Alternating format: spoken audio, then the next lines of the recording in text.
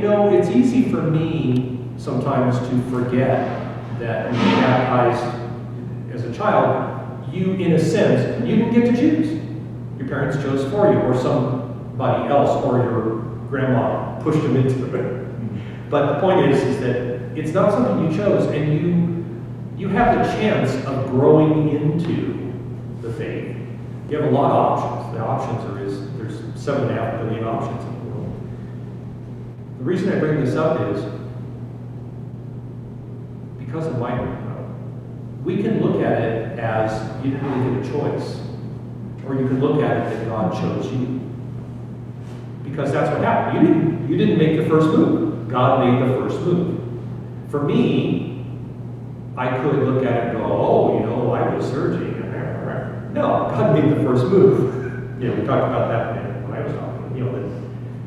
It gave me this hunger. It gave me things that drew him, even without knowing who he was. God is the prime mover. He's the one that moves first. So in this story, I think it's nice because it reminds us of that. And yet, the blind man in this story, like you, is chosen by God, chosen by Jesus. But on the other hand, there's circumstances that made it more likely, because he's by the side of the road. Okay, does that kind of make sense? So, we always want to have kind of a little funny balance of God choosing us and us choosing God, seeking God and being sought by God. Always let that be in, not conflict, but let it be in tension. Okay. So Jesus is on his way to Jerusalem. This is very much in the vein of what Father talked about. He's on his way to Jerusalem. They came to Jericho next. So, close your eyes and be the blind man, Bartimeus.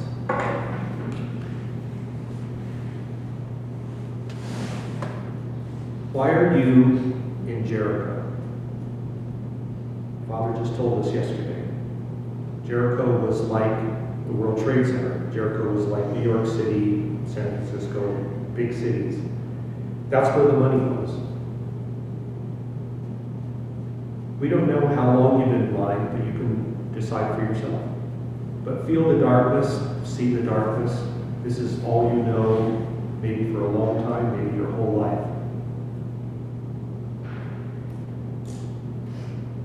You're by the side of the road because Jericho is a place that a lot of money goes through. A lot of people have money.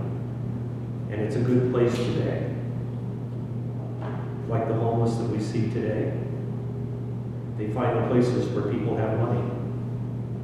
And you're hoping that somebody will throw away a piece of bread that they don't want anymore. And maybe they'll drop a coin.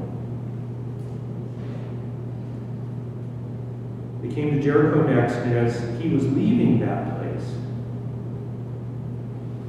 you found that the best place today is by the city gate as people are leaving. He's leaving that place with his disciples and a sizable crowd. Feel the crowd around you. This has been your life. In the crowd, there's always the possibility somebody will help. Maybe somebody just dropped a small coin. Feel the ground under you. Is it dirt? Is it paving stones? What's under you? Your cloak? Your cloak is the only possession you have, at least that we know about from the reading. You only have a cloak. It's the one thing you possess. It keeps you warm at night. It gives you something to sit on. Shelter from the sun sometimes. It's the only little piece of dignity you have, is that cloak. The only possession. And the crowd has a noise. It has a steady roar or a steady hum. You've heard crowds before. Think about a crowd. Think how it sounded. Hear the feet walking by. Taste the dust that their feet raised. No one's ever washed your feet.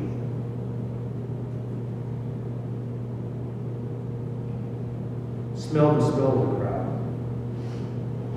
thousands and thousands of people walk by you every day. Very few need anything.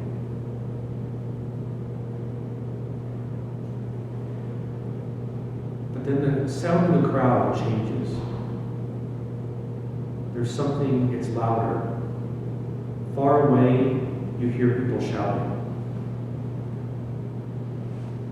They're shouting like a king is walking through, like somebody that can give them something, like a victorious general. And it's getting slowly louder and closer.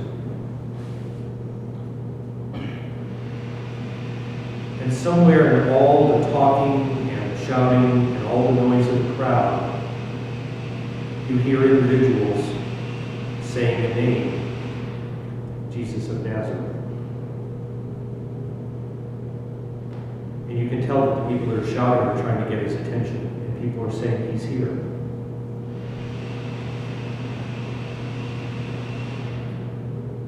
Do you want to just sit there? Or do you want him? Or what would you ask? You've heard that he heals the blind, heals the lame, the deaf. You've heard that he even raised the dead. You hear a lot of people talking from the crowd. What do you want? How would you get his attention? Do you think that he can heal you? Do you think that he can make you see?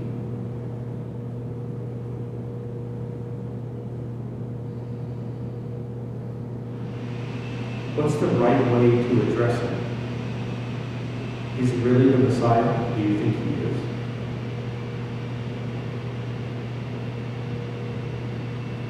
And somehow, maybe you don't know why, you begin to cry out, Jesus, Son of David, have pity on me.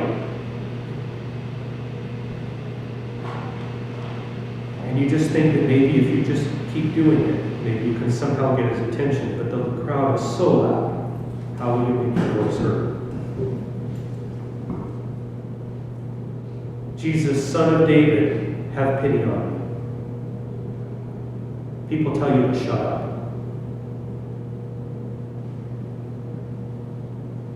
They try to drown you out.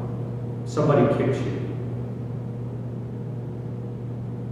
But somehow you feel this is possible. Jesus, Son of David, have pity on me.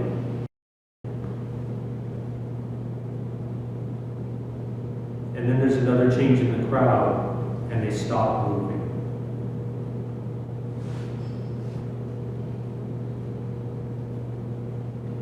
You hear Jesus say, call him over. So people come to you and they say, he's calling you. Get up, get up. And they actually help you up. And they lead you to Jesus. They say, you have nothing to fear from him. He's calling you. He's calling you.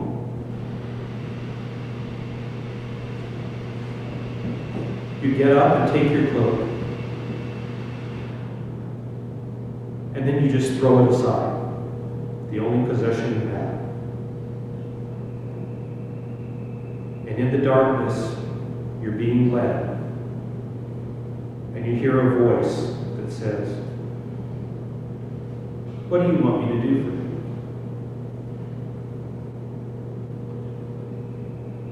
What do you want? What do you want more than anything else in this world? Why are you calling me? And you say to Jesus, and you don't know why, but you use a term of affection. You treat him like he was your own personal rabbi, like your own personal Savior. You say, Rabboni, I want to see you.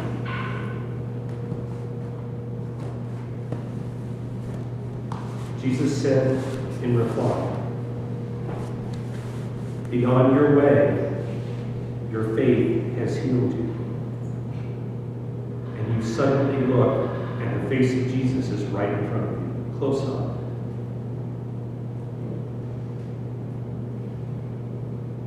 And you can see a look of love and a little bit of a smile.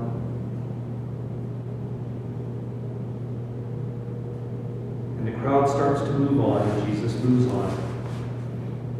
And you follow behind him. And you know that you'll follow him the rest of your life. And you leave your cloak where it lays in the dust.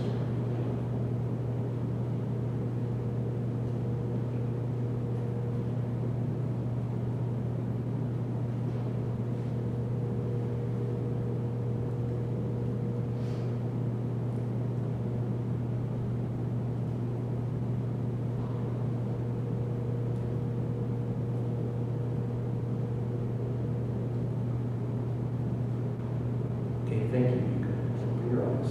If anybody has anything you'd like to share, otherwise we can just move on to the next thing. Because hopefully you're quite nice. If you want to share anything, feel free.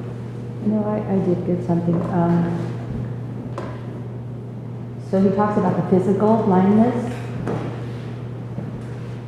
but we can interpret that also as the spiritual blindness.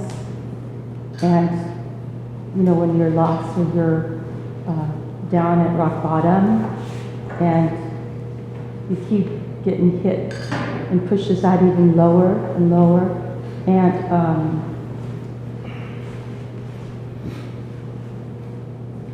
all of a sudden God comes, chooses you and recognizes you, and you're lifted up. Now society is helping you through this, and it's not until you get to Christ and really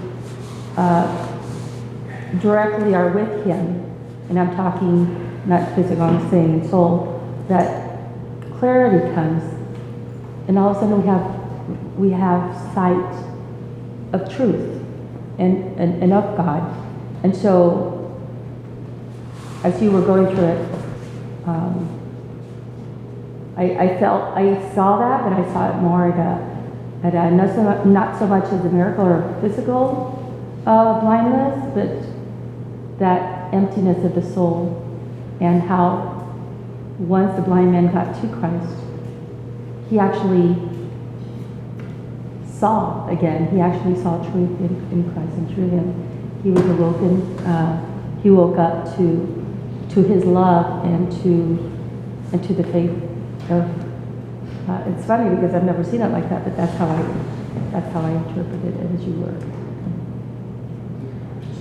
The thing that stood out to me the most was, well, not the most, but like the thing that really drew my attention was at the end, or near the end, when Jesus asks what he wants, and like it's obvious, like if Jesus knew what he wanted because he was clearly blind. It wasn't like